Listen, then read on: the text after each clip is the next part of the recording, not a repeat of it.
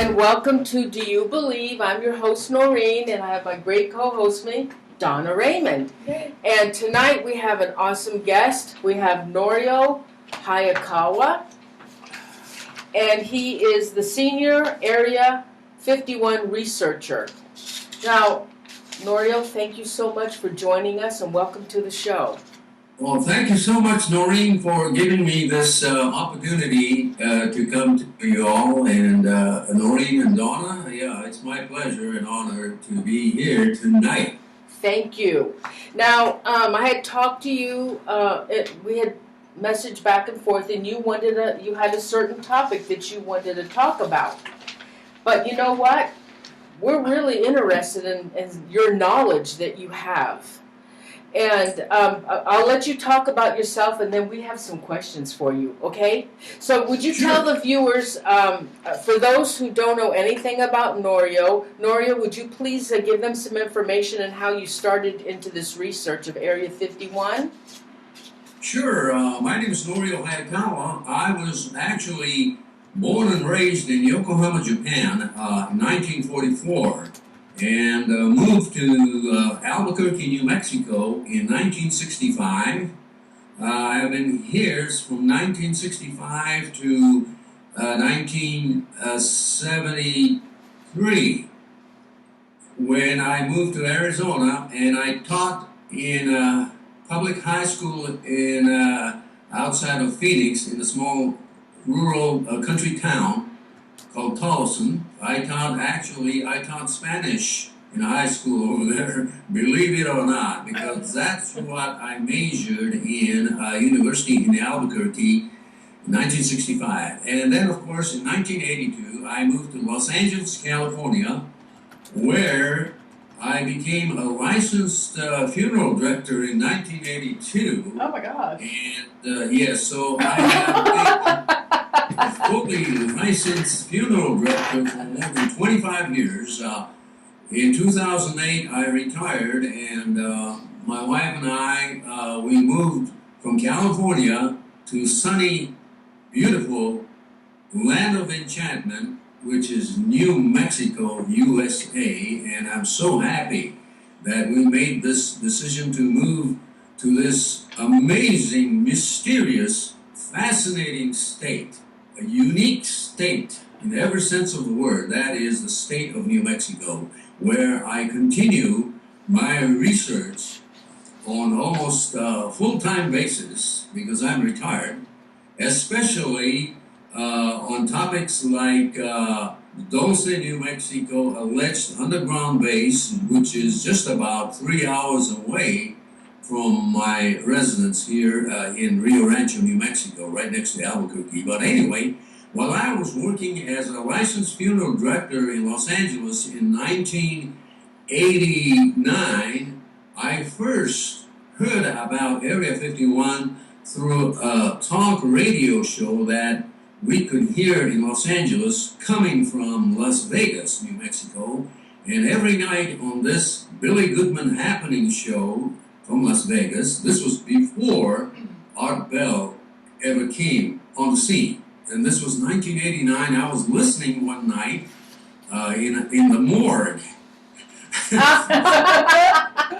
where there were about 26 people sleeping in the morgue. I was listening to the talk radio station in the midnight in the morgue, and I was so astonished to find this guest who claimed to have been working at the secret location called Area 51 in Nevada, and of course that was Bob Lazar. He appeared on this Billy Goodman show almost on a nightly basis for at least a few weeks. That was sometime in 1989. So that's the first time I ever got interested in Area 51, and in 1990 I had a chance to bring a Japanese television crew from Japan that requested more information on this very enigmatic guest that was claiming to have been reverse engineering a strange craft at Area 51, actually south of Area 51,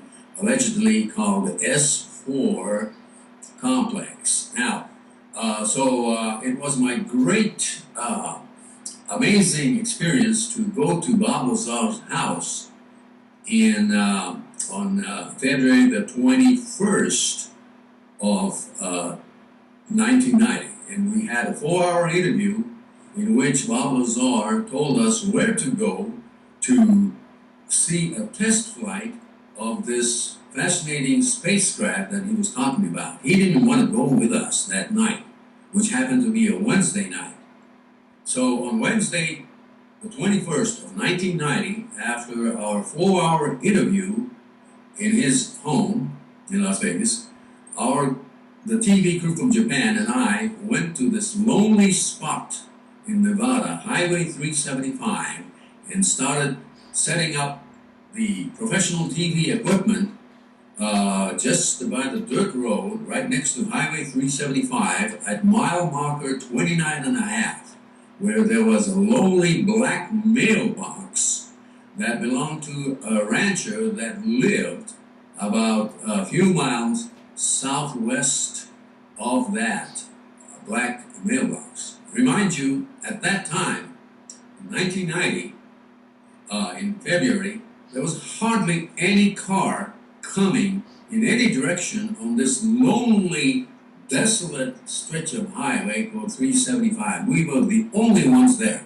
And Lord behold, just as he told us, yes, right after sundown, we started seeing a bright object just rising above the Groom Mountains that blocked our view of Area 51, of course. So in those days, you could go in that area without being stopped from going over actually, there. we were stopped. Oh, you were?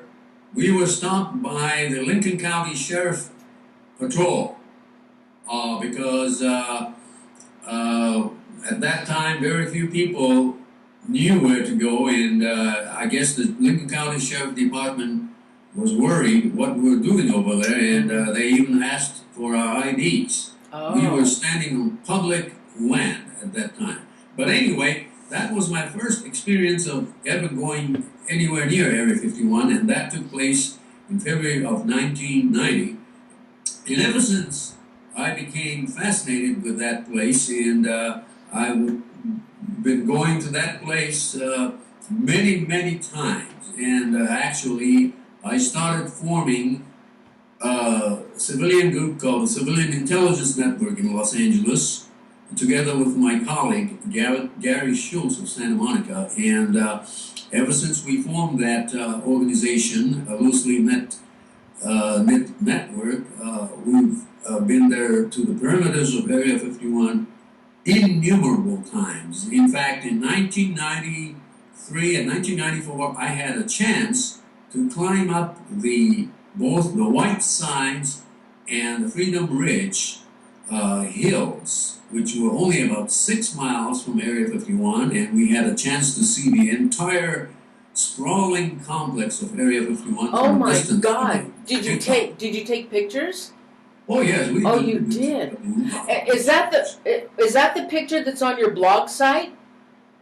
Well, that is well, actually, that picture on my blog site was taken from 26 miles away by my colleague Gary Solani a few years ago. But when we looked at Area 51, we were even much, much closer. We were only 6 miles from Area 51. But the one that you see on my blog site is about 26 miles away. Wow. But yet, with a professional telescope and equipment, you can see very clearly. Wow, and that's Area 51. Oh my God. But what did he see? Oh no, he took a picture of the complex. Oh. You can't even do that anymore. Oh. You can't get up there. Anybody can still take the picture of the Area 51 complex if you don't mind climbing up Jicarilla Peak, which takes about 2 hours hike. But what about all these, when you watch these TV shows and they go close to Area 51, you see the airplane, the helicopter, and you see the trucks out there. So somebody can get that close? They're going to let them climb that mountain today? Well, without climbing the mountain anywhere, you cannot see the facility. You can still go to the perimeter boundary line on Groom Lake Road, which is about about 7 miles away from the base, but you cannot see the base. All you can see is the conspicuous security trucks that look for you from the hilltop. So, But that's all you can get. But can you climb up the hill at this point today? Would people be able to still climb up the hill? Well, you're talking about the hill closest to Area 51, which is Whitesides and Freedom Ridge, only 7 miles away from Area 51, but those two spots have been seized by the government. Okay. So you were able to climb up that's now been seized way back in the 90s. That's right. Yeah. Oh, that's very exciting. Okay. Yeah, great. So what's going on with Area 51? I read the other day that somebody was saying that Area 51 was never really used for any UFOs or aliens. Well, we don't know really too much about some of the things going on at Area 51. Even those members of the Roadrunners Internationale, which is the only existing association of former employees of Area 51 or EG&G Corporation. There is this association that's about 100 people, and that's most of these people are very old, in the 80s or some in the 90s. But anyway, even they tell people that they only know about 5% of what's going on at Area 51. They only know about the work they did during the Cold War era at Area 51 in the 1950s, 60s, 70s, and early 80s. So they're not getting much information from anybody out of Area 51? They're not talking? Oh, they're not talking. Well, they are talking about declassified programs. Remember, just a few years ago, many of the programs at Area 51 were declassified, such as the A-12 Oxguard programs, U-2 programs, and a bunch of other programs were declassified. So these people can talk about any declassified programs, but it's going to take another 15 to 20 years before they will declassify the presently classified programs at Area 51. But I'm saying to you that even these people who have worked there many, many years will tell you that they know just a little bit about the entirety of Area 51. There's a lot of things that they don't know. There's a lot of things going on today. It is my opinion, and the consensus of many researchers, that there are anywhere from 1,800 to 2,000 employees even today working at Area 51 inside with the various defense contractors such as Northrop Corporation, the General Atomics, Raytheon, TRW, and McDonnell Douglas, you name it, Boeing, all kinds of. There's about a dozen contractors right now at Area 51, and they employ a lot of engineers who are being flown from McCarran International Airport in Las Vegas. There's a special section, unmarked section of that Las Vegas McCarran Airport reserved for the employees of Area 51. And even today, if you go to their parking lot at this unnamed area of Las Vegas Airport, you can see about 200 to 300 vehicles of these employees every morning. So they board go ahead. Yeah, they board these unnamed aircraft, 737 jets, and they go to Area 51 on a daily basis. Some stay at Area 51 for a couple of days or 1 week or a month, depending on their assignment. So Norio, what's the big secret with Area 51? What is the government hiding from us? It seems all the UFO folks are all heading out to Area 51. What are y'all looking for?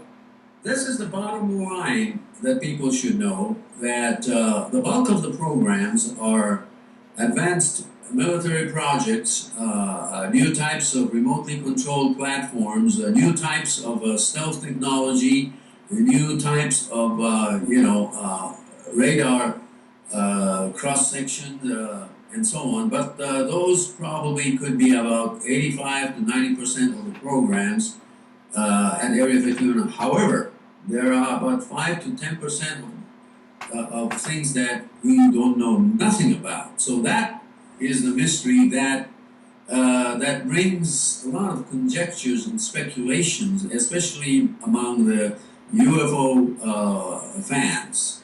A lot of UFO fans believe that there's much more to Area 51 than just conventional military technologies and aviation, avionics, and so on. And that is basically the claims of Bob Lazar, who said in 1989 that an extraterrestrial technology is there at Area 51. Only a part of Area. In fact, it's not even Area 51.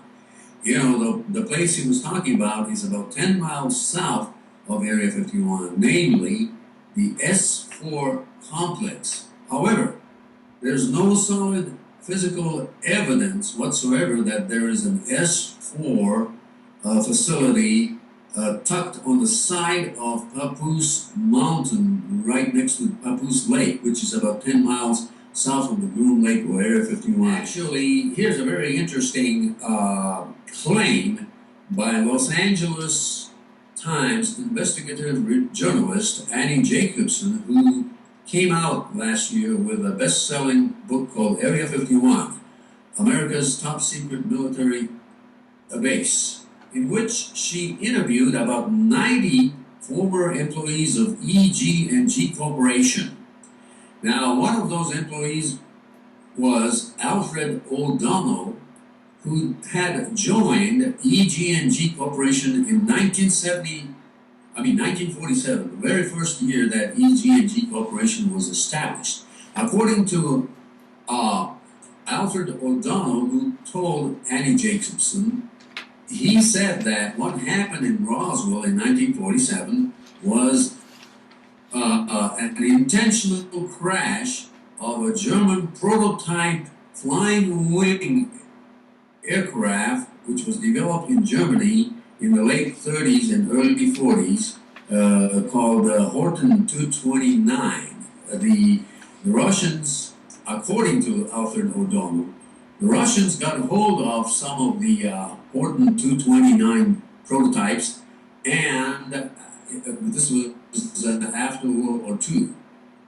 They got this hold of German flying wing, and they intentionally crashed it towards White Sands in 1947, and it landed somewhere southeast of White Sands, which is near Roswell. But anyway, that is the claim. But in my opinion, I highly doubt that story. I believe that it was not the Soviet Union that got hold of the bulk of German prototype Horten 229 flying wing aircraft, but it was the United States that acquired the bulk of these German prototypes of flying wing aircraft. So then that crash in 1945 wasn't a flying saucer. It was actually one of our planes? Well, actually, we cannot say that, but from all witnesses' reports of Roswell, the shape of the object that crashed in Roswell, according to the description of many alleged witnesses of the Roswell incident, they all seem to agree that the shape was manta-shaped or delta-shaped or crescent-shaped, just as a flying wing type aircraft would be described. In fact, when Kenneth Arnold claimed that in 1947 he had seen 9 objects flying over the Cascade Mountains, his description was that the shape was just like a crescent shape. but the way they flew was as if a saucer was skipping. So the newspaper reporters mistook that and claimed that what he had seen was a saucer-shaped object, which was not true. But as I mentioned to you just now, a lot of the Roswell witnesses described initially the object as a triangular or crescent-shaped or manta ray or delta-shaped. I placed those photos in a recent YouTube of mine called the Origins of Dulce Underground Base, in which I describe the importance of New Mexico in the annals of UFO history. And I describe all the amazing incidents that took place after World War II in New Mexico, beginning with 1945, when the United States brought in to this country, to Albuquerque's Kirtland Army Air Base, hundreds of German scientists and engineers, rocket scientists, as well as other military equipment specialists from Germany. They were temporarily stationed at Albuquerque's Kirtland Army Air Base right after World War II. This was called the Operation Paperclip, in which the United States government brought these 600 to 700 Germans to New Mexico.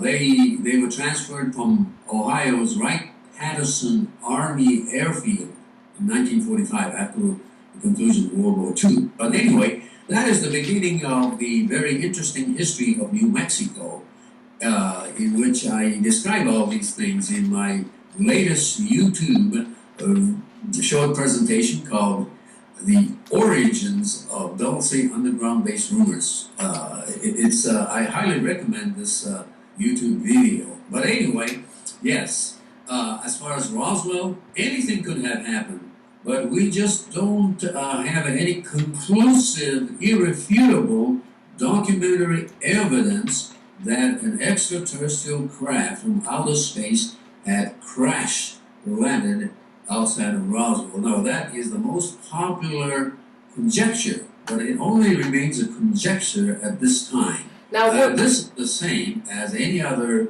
items about in ufology. It's a fascinating speculation and conjecture, but unfortunately, we just have to rely on speculations. Now, what about those that were on board?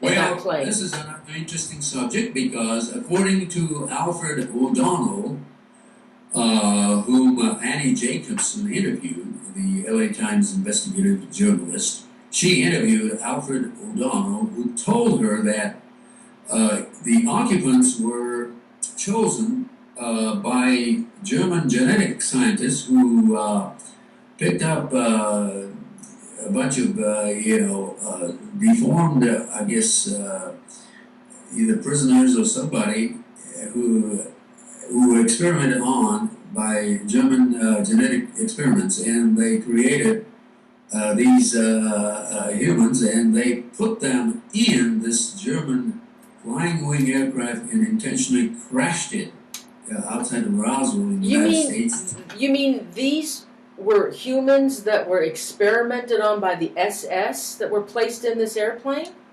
That is the claim of Alfred O'Donnell, who claimed that he was working for EG&G and he had knowledge that he claims that that's what happened in Area 51, that,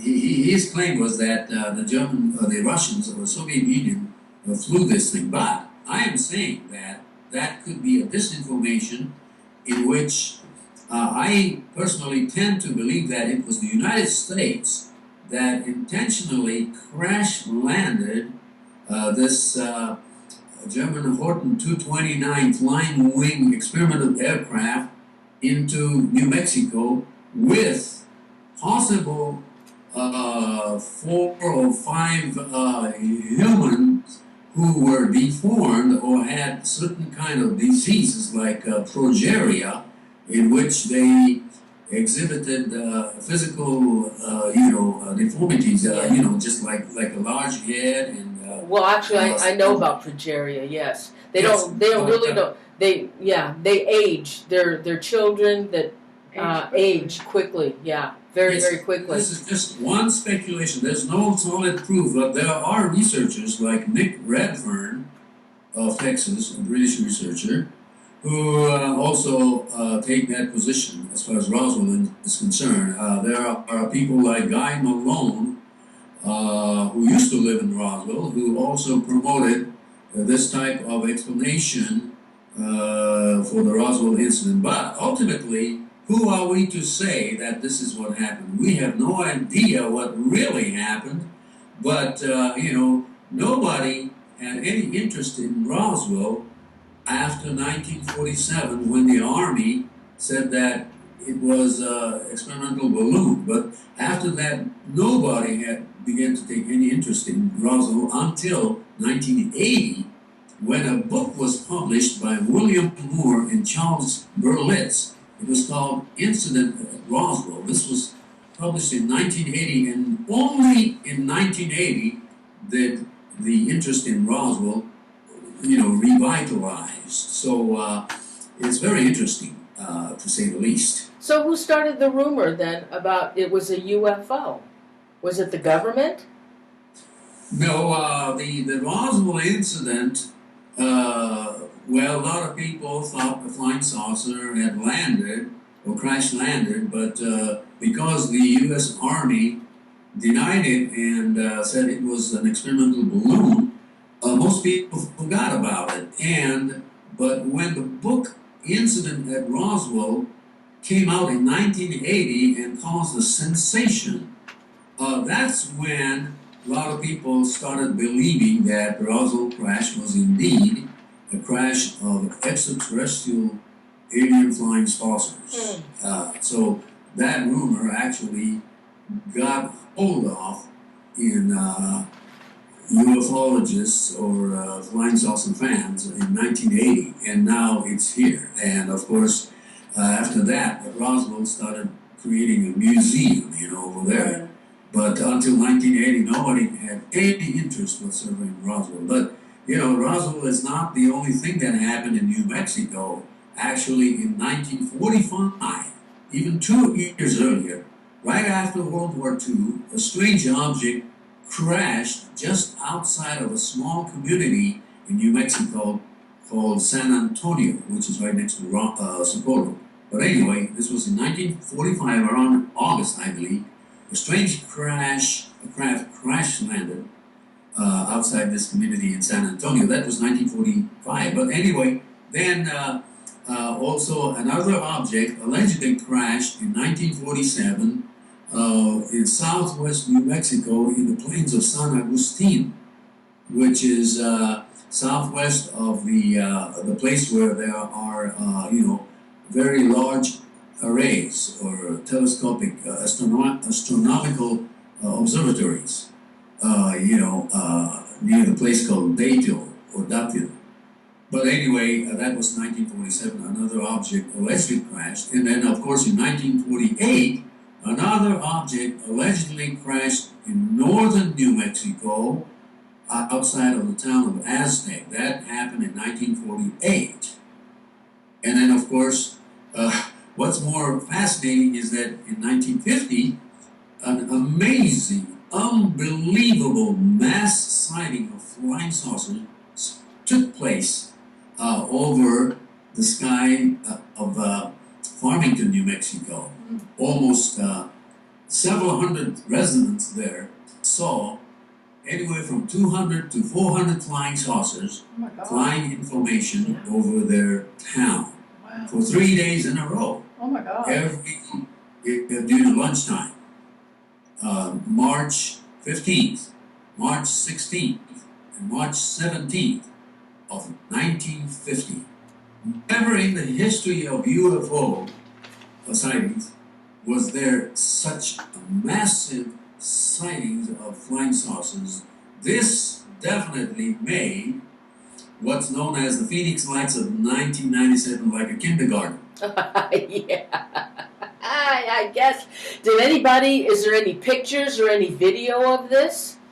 Is there Well, first of all, very few people were carrying cameras at that Oh, time. wow. Yeah, that's true. Yeah. Street, there was no cell phones, but whatever photos that people there may have taken probably were confiscated by American federal agents who rushed to Farmington immediately after that sighting and told the people in Farmington that this was a matter of national defense and they were conducting very important defense exercises, and because this was at the height of Cold War in 1950. So most of the residents probably cooperated with the federal agents who landed over there in mass and probably purchased most of the newspapers over there. So today you can find a very few Farmington Daily Times newspapers of March 18, 1950, in which the headline story in a huge 2-inch headline was Saucer Armada Jolts Farmington. It was a 2-inch headline, and it said hundreds of objects seen by hundreds of people. But today, those newspapers are very hard to get. There are some in the libraries in Aztec and Farmington, but other than that, most people haven't seen that. So remember that this was during the height of Cold War. So people who may have taken any photos of these hundreds of flying saucers, flying in formation, may have just given to the agents because they felt that it was their duty to cooperate with the government, especially during the height of Cold War. So that's just my opinion. But you know, as I stated to you, New Mexico has such an amazing series of sightings of UFOs ever since 1945, and including the very strange incident that took place in 1967 in New Mexico. Did you know what took place on December 10th, 1967? In northern New Mexico, right next to Dulce, New Mexico? No, I don't. What happened? I don't have that. Yes, this is very important, and I want every listener to really get this information because people in New Mexico know about this, but very few people in the United States in general have no idea that on December 10th of 1967, the United States government, through the Atomic Energy Commission, exploded a nuclear device 22 miles southwest of Dulce, New Mexico, 1.5 miles deep underground. This explosion took place 1.5 miles deep underground, right next to the Jicarilla Apache Reservation. They exploded this atomic bomb or atomic nuclear device in order to release and ease the flow of natural gas that were entrapped in that region. That was the explanation the government gave to the communities nearby. Just before December, the early December, the United States government sent many employees to Dulce, New Mexico, to Aztec, New Mexico, to Farmington, New Mexico, and other smaller communities around that area, telling the people that on December 10th of 1967, they may feel an earthquake on December 10th. But not to worry, this is part of a post-World War II Atom for Peace program by the Atomic Energy Commission, and this is called Project Gas Buddy, to help the local people obtain more natural gas that was entrapped deep underground, and that was the explanation, allegedly. But you know, indeed, on December 10th, 1967, people felt earthquakes all over Farmington, Aztec, Dulce, but most people had been notified prior to that by the government that this was going to happen. So, you know, people forgot about it. Nobody talked about it. But what happened was, 10 years later, well, around 1977 or 1975, people began to notice that lots of animals were behaving kind of strange. In fact, the government realized that radiation began to seep out slowly, leaked out slowly, and may have affected some animals and even humans. And then the government began to monitor radiation levels of certain animals, such as cattle. Certain kinds of cows, they chose to monitor the radiation levels. And this began to take place in the mid-1970s in Dulce area and nearby communities. People began to see some strange helicopters flying, and there were incidents of cattle mutilation. Yeah, that's when it started, 1975, the cattle mutilations. That's correct, in that whole area. But what's strange is that, the mystery behind the cattle mutilations is still actually a mystery.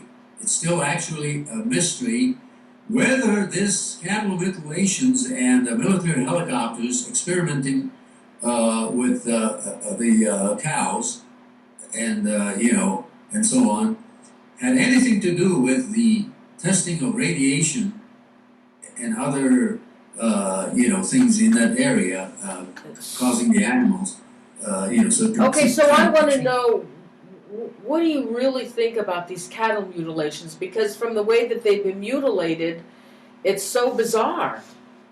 What It is bizarre. What was It's it? definitely, it seemed like laser-type equipment were used, but the thing is that many of the ranchers in the Dulce area, I know one very prominent rancher family in Dulce by the name of the Gomez family, who had lost about 17 cows to strange cattle mutilations from 1975 to 1985. They lost 17 cows to this strange cattle mutilation incidents, and in today's amount, it's equivalent to $100,000.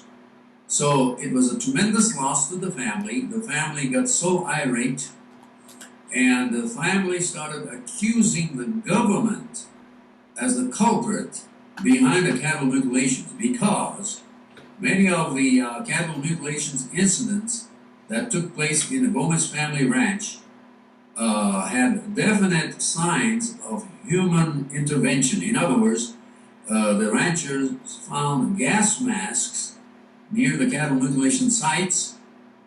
They even found government-issued fountain pens, and then they also noticed that those mutilated cows were found to have some kind of phosphorescent markings on their legs, and as if the government were pre-selecting the type of cows that they were going to mutilate. So why? This was a testimony, yes.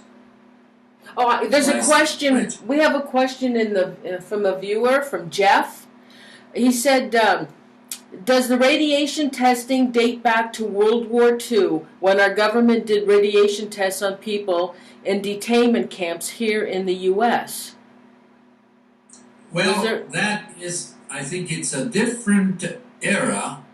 That is a different era. We're talking about from around 1975.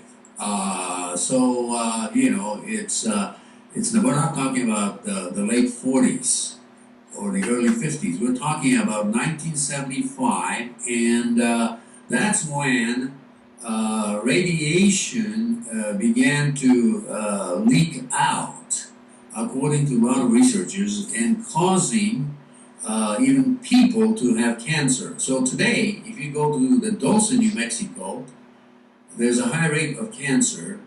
There are 2 medical emergency facilities in Dulce today, but the rate of cancer is quite high, and also the rate of infertility among women in that area is very, very noticeable. So we believe that there could have been environmental damage to that area because of this thing, and also the possibility that the Dulce area and the Archuleta Mesa area may have been the location of toxic waste materials. In fact, there are rumors saying that the Los Alamos National Laboratory, about 65 miles away from Dulce, created tunnel networks to store waste materials under Archuleta Mesa, and that this whole thing was covered up. But who knows the truth? I don't know the truth. But the whole story about the underground base in Dulce, according to some researchers, could just be a pretext or a cover story to conceal what may be stored inside of the Archuleta Mesa. In other words, nuclear waste materials and toxic chemical materials and other materials in that area. And according to some researchers, this is why they had to create a ridiculous laughter curtain, which is that there is an alien underground base there. But who knows the truth? I don't know the truth. I've been investigating Dulce since 1988, and I still today cannot say for sure that there is an alien U.S. joint underground facility under Archuleta Mesa right next to Dulce. I cannot say that because there's no irrefutable, physical, solid, tangible evidence to prove that there is a physical facility under Archuleta Mesa or under Archuleta Mountain, top of the mesa. But there are too many circumstantial evidences that seem to point out that there is something there. There's something to this story. Whether this story is just a cover story for the real truth, I don't know. This is the reason why I still go to Dulce and continue my investigations into this strange rumor that started out around 1979, that there is an alien U.S. joint facility a mile underneath Archuleta Mesa. So when you go to Dulce and you go to investigate, what is it that you do to investigate? Do you talk to the local people? Do you go through records? Course, yes. We talk to the local people who may have first-hand testimony. Yes, there are many, many people in Dulce today. Dulce used to have a population of about 4,600 people, but today there's only about 2,600.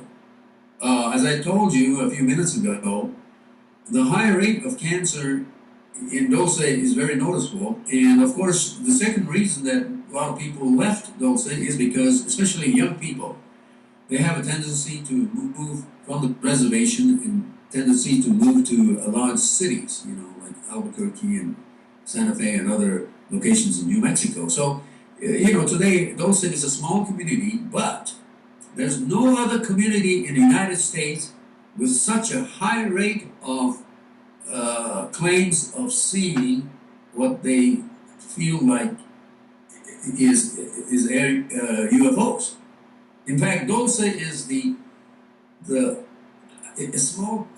community. There's no other community. In fact, 90% of the people of Dulce know of a family member or relative or close friends that claim to have seen a flying saucer flying over the Archuleta Mesa or dark military helicopters harassing that ranches and any kind of stories like that. So what have you seen?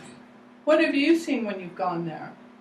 Well, I have yet to see anything out of the ordinary except the fact that there are many modern new buildings in Dulce, a town of 2,600 people. There's a very modern-looking high school. There's a modern-looking elementary school. There's a modern medical facilities.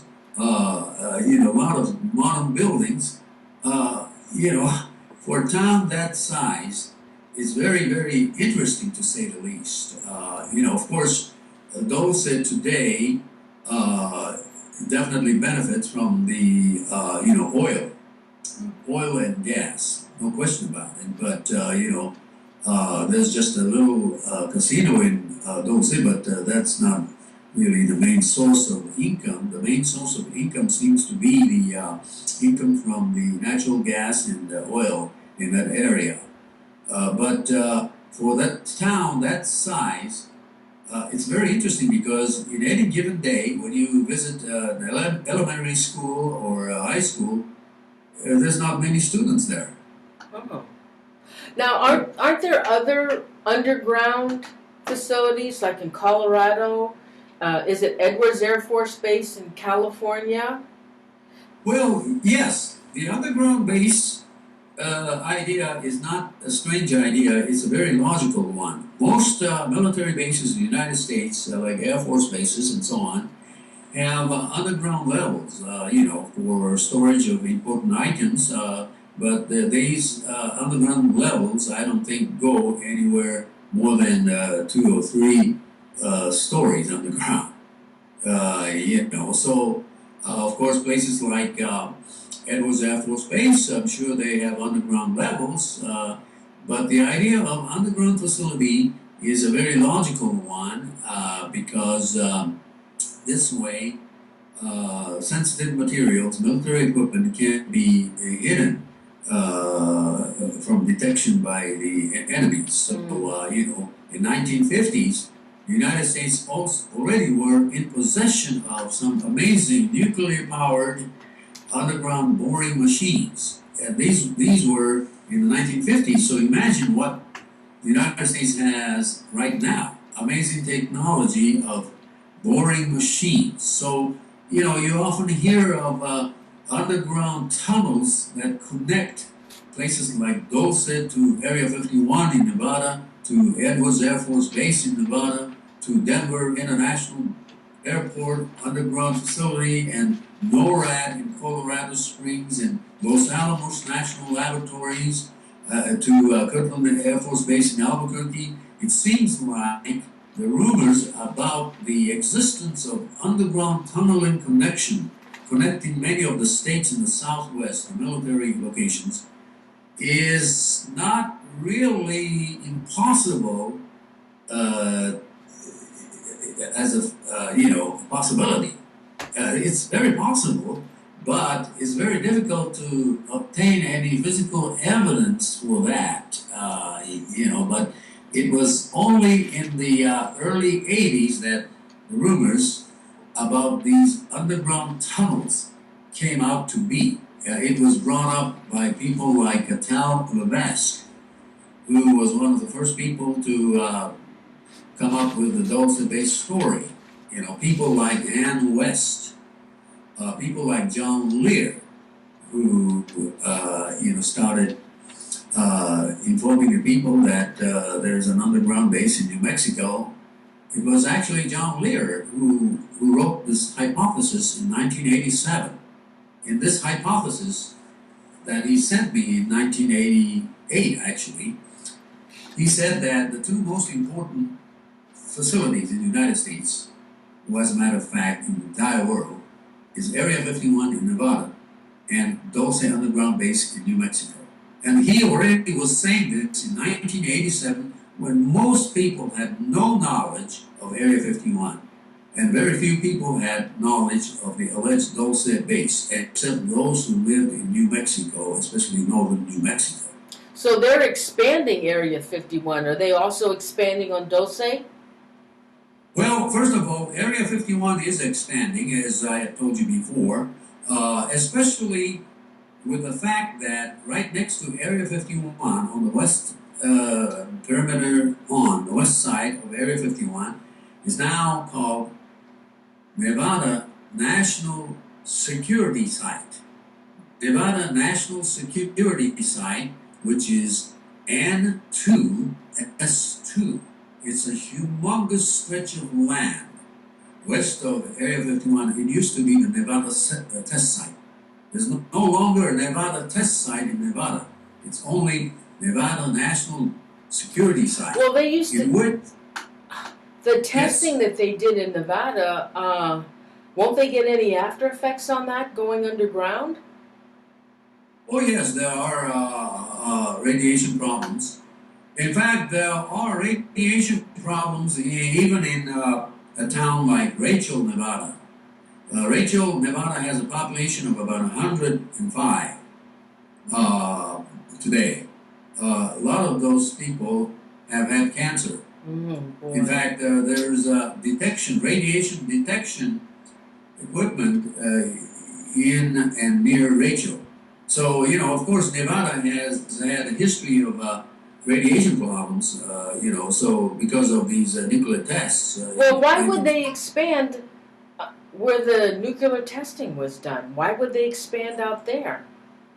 Well, you know, that is an expansive stretch of land. There's a lot of lands, and the United States government is using part of that land to test new weapon systems in the name of anti-terrorism. A lot of weapon systems that government is testing, such as new generations of remotely controlled platforms, such as the unmanned aerial vehicles equipped with weapons. These vehicles are being tested in those locations, and I tell a lot of people that yes, we are living in an age where we're getting no privacy. In fact, who knows what is flying over our town? They are hundreds and hundreds of so-called drones taking pictures of any place in the United States right now. These drones were initially developed by defense contractors such as Sandia Laboratories in Albuquerque and Lockheed and so on. But we believe that Area 51 was definitely one of those locations, especially in the early 1980s, where they began to test fly remotely controlled platform that almost looked like flying saucers. In fact, here's a very interesting story. I had a friend by the name of Gabe Valdez. Gabe Valdez was a 68-year-old former New Mexico State Patrol officer. He was in charge of the Dulce area from the early 1970s to the late 1980s and early 1990s. He was assigned by the state of New Mexico to investigate the strange cattle mutilations that began to take place in the Dulce area around 1975. And so he became the person in charge of that whole area as a representative of the state of New Mexico. He was the only state patrol officer who was in charge of that entire area, and he began to live in Dulce. The state gave him housing over there and, of course, patrol car. And so any crime that was reported in the Dulce area, he had an authority to fully investigate and solve any crimes, including the crimes of cattle mutilations. But anyway, according to Gabe Valdez, he told me personally also, before he died, of course, last year. He said that he is certain that the United States government experimented with the prototypes of unmanned aerial vehicles that looked like a flying saucer, which was probably developed by Sandia Laboratories in Albuquerque in the early or mid-1970s, and were test flown in the Dulce area. And the United States Air Force, Kirtland Air Force Base, had a lot of people who participated in some kind of a, Project Bluebeam type experiment in the Dulce area using unmanned, remotely controlled unmanned aerial vehicles that look like flying saucers, and staged a series of extraterrestrial type of event by using technologies such as holographic projection devices, and created the illusion that there was something extraterrestrial going on in Dulce in the late 1970s. And this was testified by Officer Gabe Valdez, who came to that conclusion. He told me that he had witnessed lots of these what appeared to be flying saucers projected in the clouds at nights in Dulce area, as well as other interesting items. But the same theory is also being brought by Edmund Gomez, one of the sons of the Gomez family. In the height of the cattle mutilations, he was convinced that it was the government and not the aliens that was causing the cattle mutilation on purpose to create some kind of an illusion that the aliens were doing this. In fact, his house was bugged by the government. They discovered bugging device in his house in Dulce. And of course, Edmund Gomez seemed to also agree with Gabe Valdez in the sense that the United States government did some kind of a psychological warfare experiment in that area in the late 70s to the mid 80s, which I described as a prototype of Project Blue Beam, in which the government could stage some kind of a fake extraterrestrial type scenario with use of high tech. But this is strictly just a speculation at this time because we have no proof. But these mutilations are all over the world. They're just not in New Mexico. You're exactly right. The mutilations have been taking place in many parts of the world, as you said, Australia, South America, you name it. But the ones in New Mexico were very interesting because a large amount of anthrax and other substances were found in the mutilated, part of the organs of the cattle, cows. And, Gabe Valdez, Officer Gabe Valdez's brother was a veterinarian, and he confirmed that, anthrax was found. So, there's rumors that say that the United States government was experimenting in biowarfare projects using the Indian land, the Jicarilla Apache Nation land, in the Dulce area to conduct some kind of a biological warfare experiment. The very interesting thing, Noreen, in this whole area of New Mexico is that New Mexico has a large presence of Native American population. The Native American population has a tremendously rich cultural and spiritual beliefs that seem to associate any kind of paranormal phenomenon to their religious beliefs. And so it is an ideal location in one sense for any government, such as the United States government, to conduct some kind of a psychological psyops programs using such culturally rich area with the deep-rooted spiritual beliefs of Native Americans to conduct experiments in psyops. And, this is a very interesting aspect of this whole Dulce area. People today even report in the Dulce area sightings of what they claim to be Bigfoot in the Navajo River area of Dulce, northwest of Dulce. A lot of cases of sightings of Bigfoot reports. So, even sightings of UFOs still continue even to this day. I mean, I get reports definitely, on a constant basis from residents of Dulce who, even today, report seeing some mysterious lights at night, strange objects during the daytime. So, unlike Roswell, New Mexico, Dulce area, the northwestern New Mexico area, is more interesting. It's really, right now, that's happening. If you go to Roswell right now, nothing is happening.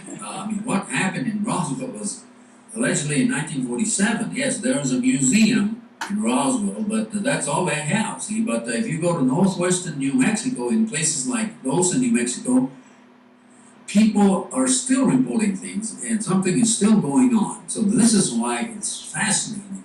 It's interesting. Now I saw on your blog page something about missing women and children. What's that all about? Oh yes, this is a very important item, Noreen. I'm glad you brought this up because in 1992, an Albuquerque Journal of New Mexico, the largest newspaper in New Mexico, had a strange article saying that New Mexico has more missing children per population than any other state.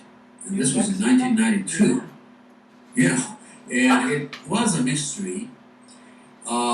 Whether that is true today, I don't know. But in 1992, according to that headline in Albuquerque Journal, it was very, very interesting because a lot of people claimed that they were abducted to a facility somewhere in New Mexico. In fact, this claim of abductions started around 1979 when a lady and his small child were allegedly abducted in northern New Mexico near the town of Cimarron, New Mexico, and she and her son were swept up in this beam of light.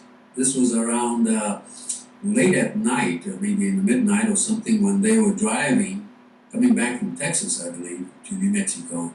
But suddenly, this lady claimed that she had seen this flying saucer type thing above and with a beam, and they were swept in up to this craft and were taken to an underground facility.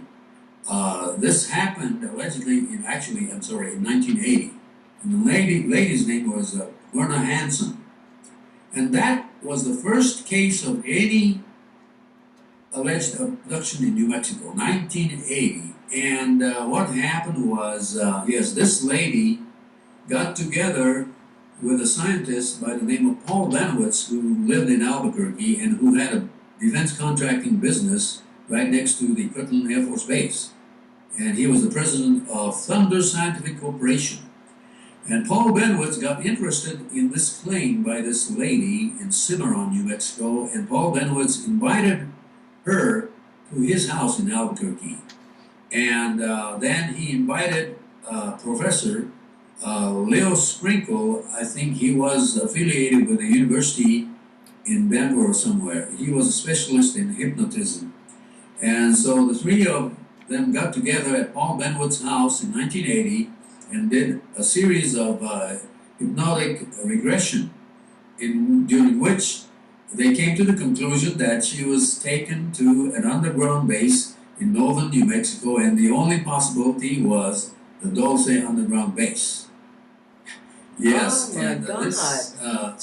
This story became well known in New Mexico. Oh my God. So was that then, because she stated she was taken up to a flying saucer and then taken underground. So was that the military that did that? Or was this aliens that did that? Oh, no, this was definitely alien, according to the claims of Myrna Hansen. Well, when she was regressed, or when she was put in a hypnotic state, did she describe the craft and the people who took her? I believe she did, and it was a typical, I believe it was a typical gray alien that she described. And of course, this kind of incident added a lot to Paul Benowitz, convinced Paul Benowitz that there was indeed an underground base in the Dulce area, because the Air Force in 1979 invited Paul Benowitz inside the Kirtland Air Force Base to give him a briefing about what he was seeing every night across the fence of the Manzano underground facility, right inside the Kirtland Air Force Base. Remember that there was an underground Manzano nuclear storage facility across from his house, right by the military fence of the Manzano facility.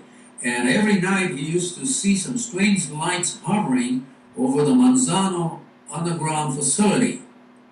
And he started filming these strange lights, and the Air Force got worried and finally invited him inside the base and gave him a briefing, saying to Paul Benowitz that he was filming some very important military projects, namely the Project Starfire, in which the Sandia Laboratories was testing the optical tracking system.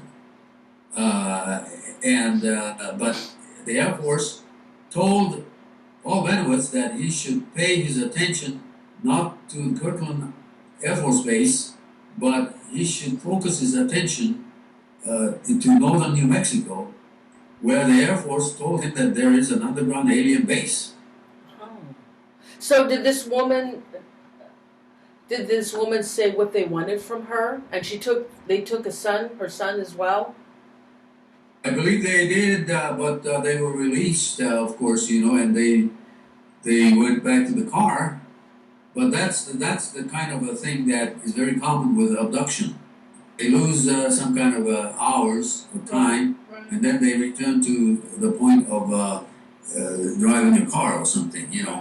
I don't know.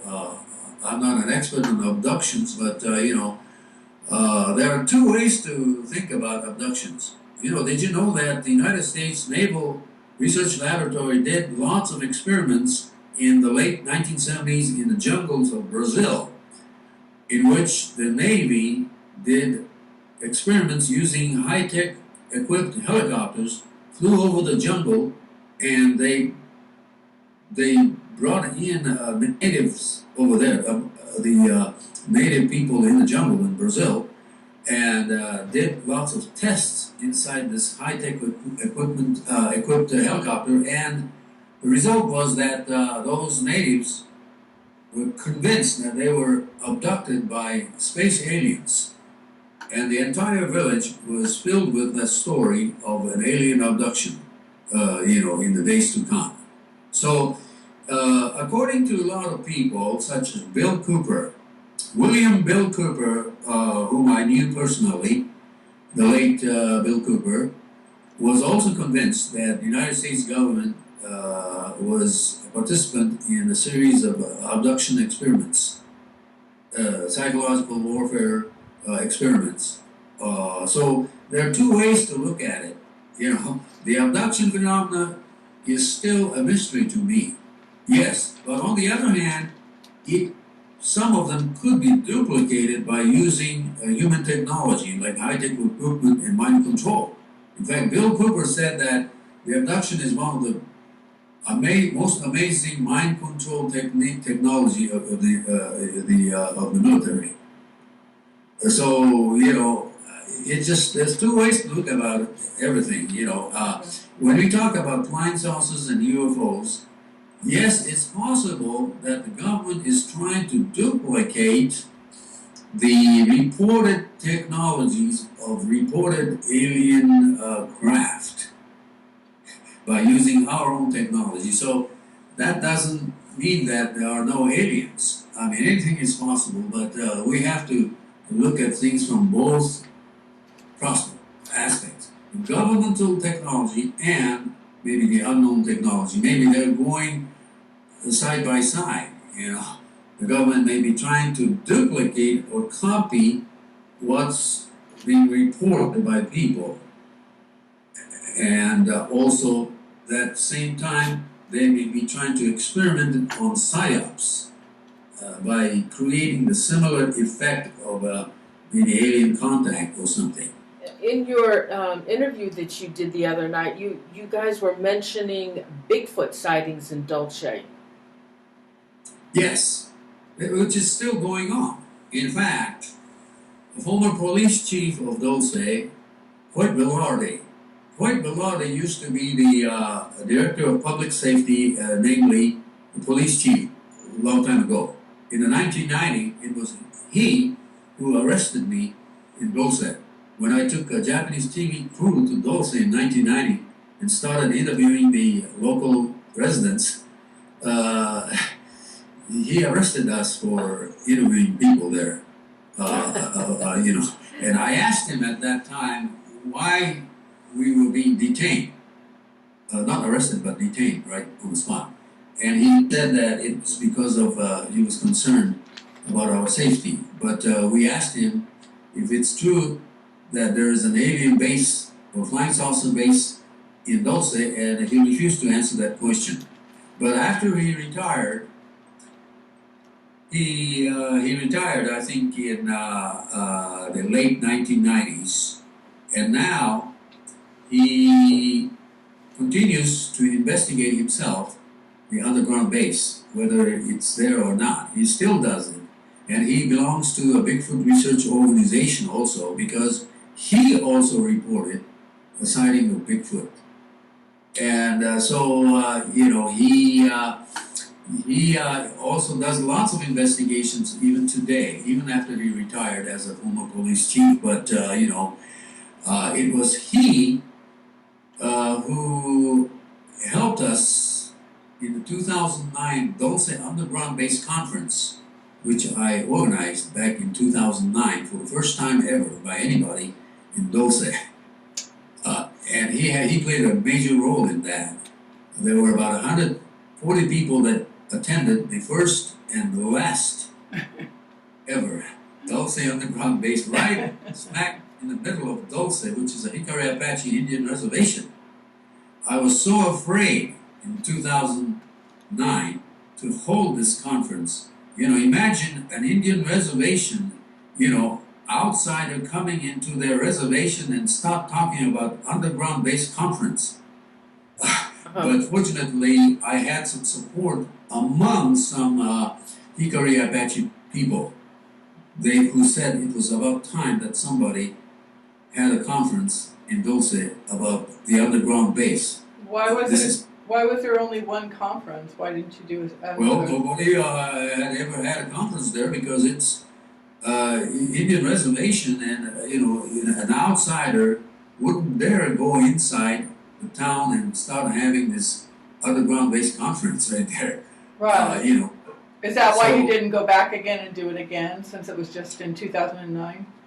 Yes, in fact, Hoyt Velarde suggested that next time we have a conference, we can have a larger conference and use the police department's hall in Dulce. Oh, nice. But I'm afraid that, I'm just joking, but if we have another conference inside the police department, what's going to happen? Well, Norio, thank you so much for being our guest tonight. Do you have any questions, Donna? This has been so fascinating. I can't think of anything right now. He's so full of information. Yes. Thank you so much. And Norio, do you want to give them your information on how they can contact you, your website, your YouTube channel? Yes. Basically, I don't believe in writing any books because there are lots of good books already that people can purchase. I don't write any books. I don't sell any videos.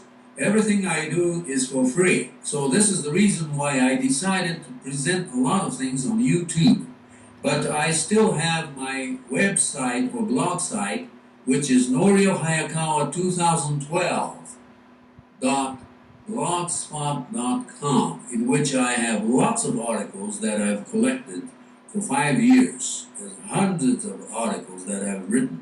But basically, my main activity right now is on Facebook, and I post the latest information on Facebook. So it's my pleasure to befriend anybody that wants to be friends with me. I will accept their friendship, and they can look at my Facebook site. I have a civilian intelligence discussion group there. I have my own page on Facebook called the Civilian Intelligence Central, in which I post the latest information concerning Area 51 or Dulce or any other conspiratorial subjects. But this is my mission. My mission is to present as much facts as possible and take a neutral stand. I have my 2 feet firmly entrenched on ground, and I do not go off tangent. And I look at both sides. But I sure appreciate your program, Noreen and Donna, and because it's a great pleasure. This is the first time ever I had such an interview using this amazing thing called Skype. Oh, awesome. Oh yeah, that's the only way to do an interview, and then our viewers get to see you. That's Yes. the best way. That's right. That makes a difference. Yeah. That makes a difference. Yeah, we don't do radio. So Norio, thank you again Thank so you much. so much. It was a Thank you pleasure. so much. God bless you all and have a great. Bless Oh, thank you, and everybody. We want to say good night to you all, and thank you for joining us. And Norio, say good night to the viewers. Good night, everyone. God bless you all, and just call me or contact me anytime. Good night, everybody. Good night. Thank you.